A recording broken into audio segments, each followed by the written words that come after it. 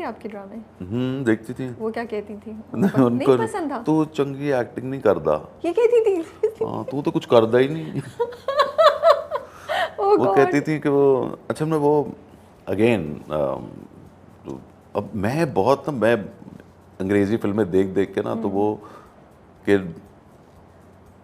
ज़्यादा लाउड नहीं करना और फलाना, तो उस वक्त आप इतने जब नए नए होते हो और आप ये सोच लें कि आपने लाउड नहीं करना, हालांकि उस वक्त आपको थोड़ा सा लाउड करके अटेंशन लेनी होती है, बट वो समहाउ मैं कोशिश पूरी करता था कि मैं लाउड किए बगैर बहुत अच्छा कर जाऊं, लेकिन जाहिर है बंदा नया होता है तो फिर वो फ्लैट हो जाता था बहुत सी जगहों पे। ओके। लोगों के लिए समहाउ ठीक था क्योंकि वो डिफरेंट लगता था लोगों को, ये सीधा बोलता है, यस। ये ज़्यादा स्टाइल नहीं मारता, बहुत बहुत मैं आंखों में रोमांटिक लड़कियों कभी ज़्यादा देख लेता था उसमें करके ना ऐसे करके देख लेता था। तो वो फिर मैंने खुद बहुत जज कर लिया खुद को बहुत जल्दी और फिर कम कर दिया। सो मैं वो फैसल होता था ना, सो फैसल को ऐसे फैसल भी ऐसे करके लड़के को देखता तेरे पहलू में फैसल को बता तो फैसल, तो फिर फैसल भी तो हमें एक तो मैं लकी हूँ कि मेरे साथ ये जो मरीना उस वक्त और ये मैरीन जब्बार ये सब होते वो ऐसे नहीं देखना, हाय ऐसे ना देखो, ऐसे देखो बस फ्लैट रखो। तो मेरे जो उस्ताद थे उस वक्त ये थे ही सारे ऐसे गोरा, तो फिर मैं तब से फिर वो आज ये कि मैं सीख सीख के थोड़ा बेहतर हो गया हूँ।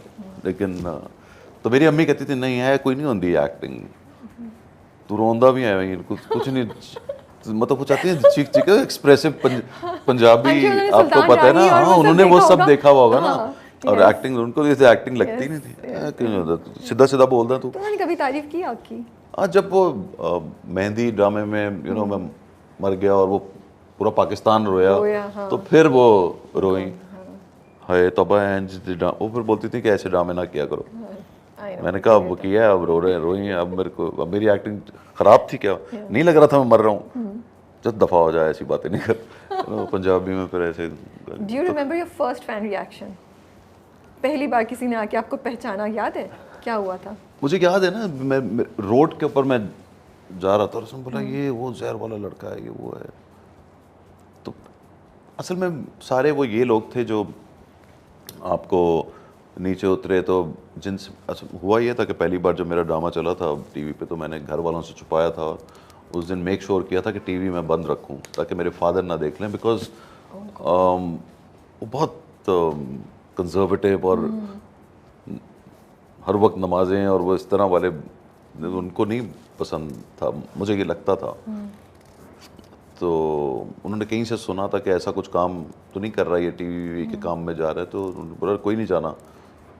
उन था भी उस वक्त मशहूर के फाके करते हैं एक्टर, ये वो इस तरह की बातें फैली हुई थी कि ये तो ख़राब हो जाएगा, यू नो इधर चले जाएगा। तो लेकिन उनको फिर जब वो ड्रामा चल गया और मैंने तो घर में नहीं पता लगने दिया, लेकिन जो नमाजी थे ना जो सब नमाज पढ़ने आते थे, तो उनमें से जब वो सब मस्जिद से जब बाहर निकलते थे तो उनमें से 4 बंदे ना, अब मैं देख भी रहा था कि मेरे अब्बा से ना ये 4 बंदे बातें कर रहे हैं और लगता है यही कर रहे हैं, बड़ा कन अखियों से मैं चेक कर रहा था। तो कह रहे थे भाई वो तो बड़ा अच्छा लगा, कहते क्या लगा है, कौन लगा है, कहाँ लगा, कहते वो बेटा आपका रात को ड्रामे में था। ओह गॉड। तो वो ड्रामे में था, कौन सा ड्रामा? कहते टीवी के ड्रामे, टीवी में। ये तो शौक कहा आपने नहीं देखा कि बाबा, उनको शौक लगा। फिर उन्होंने बोला कि क्या किया तुमने, ये कब किया? फिर मेरी अम्मी को बोला तुम्हें पता था ये? हम मैंने क्या सी क्या कर रहे हैं कुछ। तो मैंने कहा मैं आखिरी कर रहा हूँ, मैं तो आखिरी किया अब थोड़ी करूँगा, मैं फैक्ट्री वापस ज्वाइन कर रहा हूँ, मैं फैक्ट्री में ही हूँ, तो मैंने नहीं करना। मैंने सीरियसली बोला और मैं सीरियस था। तो हाँ ठीक है नहीं करना, वो भी ख़त्म बात। फिर मैंने दूसरा भी किया वापस, मुझे वो मेरी फैक्ट्री वहाँ से असल में हो गई लाहौर शिफ्ट हो गई। तो एक जो जब वो वहाँ जा रही थी फैक्ट्री, तो उस पर बीच में ना 2-3 महीने का टाइम, फिर मुझे कुछ ऑफ़र आ गई, मैंने एक ऐड किया, मुझे ऐड मिला और उसमें पैसे बहुत मिले। फिर मैंने उनको बोला मैं वहाँ जा रहा हूँ, एक ऐड है, एक ही है, मशहूरी है कि कोई मैंने कहा ये मैंने कहा हाँ ये ना एम्बेसी सिगरेट की मशहूरी, तेनू तो पीना ही नहीं आंदा। तो मैं उस वक्त पीता ही नहीं था सिगरेट, तो कहते तेनू तो पीना ही नहीं आंदा। तो मैं क्या वो बस वो करना है, वो सिखा देंगे पीना। और वाकई मेरे जो ऑस्ट्रेलियन कोई डायरेक्टर आया हुआ था, तो उस्मा गिलानी जो होती थी उनकी वो ब्लेज ऑन की, आसिफ रजा मीर साहब की कंपनी होती थी, ओके, उनका एक ऐड था ब्लेज ऑन का, एम्बेसी किंग्स, एक सिगरेट है, अभी भी होता ही होगा। तो वो फिर मुझे डायरेक्टर ने सिखाया कि इस तरह पकड़ना है, इस तरह माचिस जलानी है। इंटरेस्टिंग। वो यारो यही दोस्ती एक बड़ा ऐड था जो बना था। गाना, that song। हाँ, तो आसिम और साकिब का था। उन्होंने तारीफ की कभी? वो ओके हो गए थे आपके काम से? ओ यस, मैं बता ही रहा था कि बाद में मेरी बाद में उनको ना तारीफें लोगों से अच्छी लगने लग गई। मुझे लगता है उन्होंने बोला ये तो इज्जत है। उन्होंने पहली बार ऐसे नोट किया कि ये तो बहुत अच्छा है, और फिर पैसे भी आ रहे हैं। और मैं ठक करके पैसे आते थे यूँ, अब्बू को सब पैसे दे देता था। ओके। तो मैं ऐसा ही बच्चा था शुरू से, घर में पैसे जब भी आए तो अम्मी को अब्बू को दे देता था। और अपने पास मैं, आदत ही नहीं थी, बहुत कम पैसे मिलते थे हमें खर्ची के उस वक्त, तो बस ये खुशी बहुत थी कि मैं दे रहा हूँ घर में। तो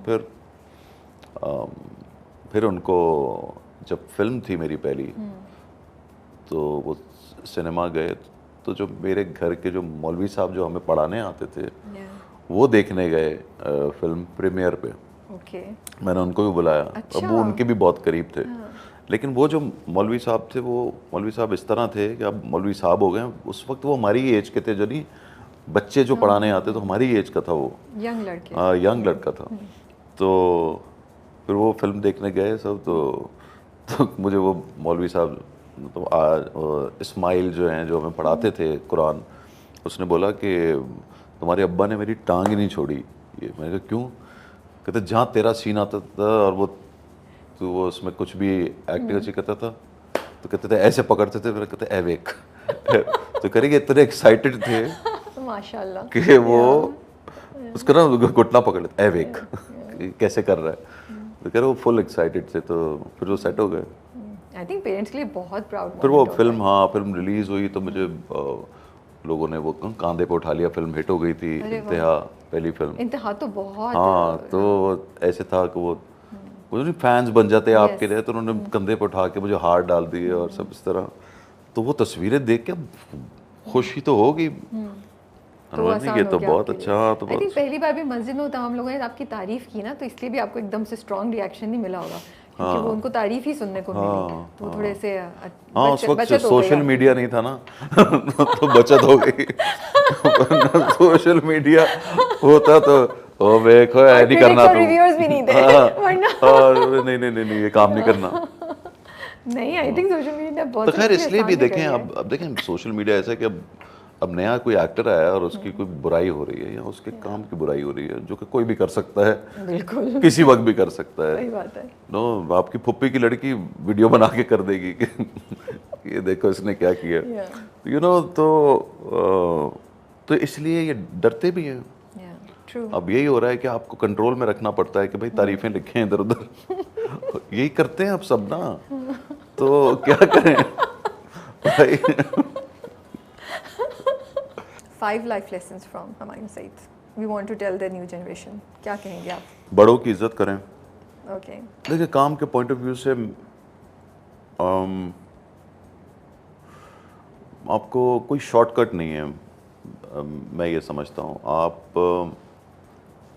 को रगड़ा लगना ज़रूरी है, और आप जब भी कोई काम कर रहे हो तो वहाँ ये ना सोचें कि मेरा ये काम नहीं है, मेरा वो काम नहीं है। आप सब काम करने के काबिल होने चाहिए। और बड़ों की इज़्ज़त करना जो है बहुत बहुत इम्पोर्टेंट है। टाइम का बहुत ख्याल रखें, जो कि मेरी कमी है, और उसकी वजह से मुझे नुकसान होता है। आपको जहाँ भी आपने पहुँचना है, आपने वक्त पे पहुँचना है, बहुत काम रहना है। आपने अपने डिसीजंस के ऊपर अपने गुस्से को कभी हावी ना होने दें। गुस्से में कभी भी डिसीजन ना लें। कोशिश करें कि ये वक्त निकल जाए और वो डिसीजन दूसरे दिन लें, उस दिन कोई भी डिसीजन ना लें। और जिस काम को शुरू करें उसको ख़त्म करना है आपने। कोई भी प्रोजेक्ट है उसको पूरा करने की कोशिश करें, और कभी किसी की बातों में ना आए, उसको रोके नहीं। जो सोच लिया उसको कर गुजरे, और एक चीज़ पे फोकस हो, जो ऐसा ना हो कि आप दूसरी चीज़ों में भी फोकस करें।